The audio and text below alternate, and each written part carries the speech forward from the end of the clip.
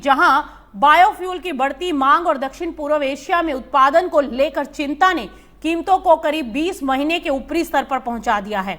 गुरुवार को Kuala Lumpur palm oil वायदा 4,927 रिंगिट प्रति टन पहुंच गया। यह दिसंबर 2024 के बाद का सबसे ऊपरी इंट्राडे स्तर बताया गया। बाजार को सबसे बड़ा सपोर्ट मिला है इंडोनेशिया के B50 से, बायोडीजल कार्यक्रम से, क्योंकि इंडोनेशिया दुनिया का सबसे बड़ा पाम ऑयल उत्पादक है और B50 के तहत बायोडीजल में पाम ऑयल की हिस्सेदारी बढ़ने से घरेलू ईंधन उत्पादन के लिए ज्यादा पाम ऑयल इस्तेमाल होगा, जिसका मतलब साफ है कि निर्यात के लिए उपलब्ध पाम ऑयल की मात्रा घट जाएगी। दूसरी तरफ इंडोनेशिया और मलेशिया में मौसम को लेकर भी इस समय चिंताएं बढ़ रही हैं।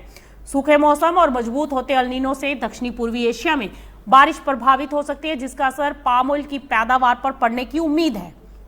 फिलहाल यूएसडीए ने भी 26-27 में वैश्विक पाम ऑयल स्टॉक के 9 साल के निचले स्तर तक पहुंचने का अनुमान जता दिया है, लेकिन पाम ऑयल को तेजी का एक और बड़ा सहारा मिल रहा है और वो ब्लैक सी क्षेत्र से सूरजमुखी तेल की सप्लाई में आई रुकावट से है।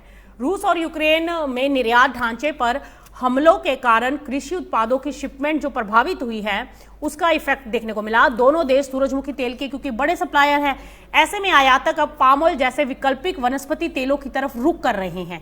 यानी पाम ऑयल की मार्केट को अगर अच्छे से समझें तो एक साथ 3 बड़े सपोर्ट है। बायोफ्यूल की डिमांड बढ़ रही है, दक्षिण पूर्व एशिया में उत्पादन का मौसम का रिस्क बना हुआ है और ब्लैक सी से सूरजमुखी तेल की कमजोर सप्लाई के चलते पाम ऑयल को सपोर्ट मिल रहा है।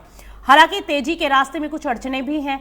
मलेशियाई रिंगिट की मजबूती और सोयाबीन तेल की कॉम्पिटिटिव प्राइसिंग भी पाम ऑयल को आगे चलकर उसकी तेजी को सीमित कर सकती है।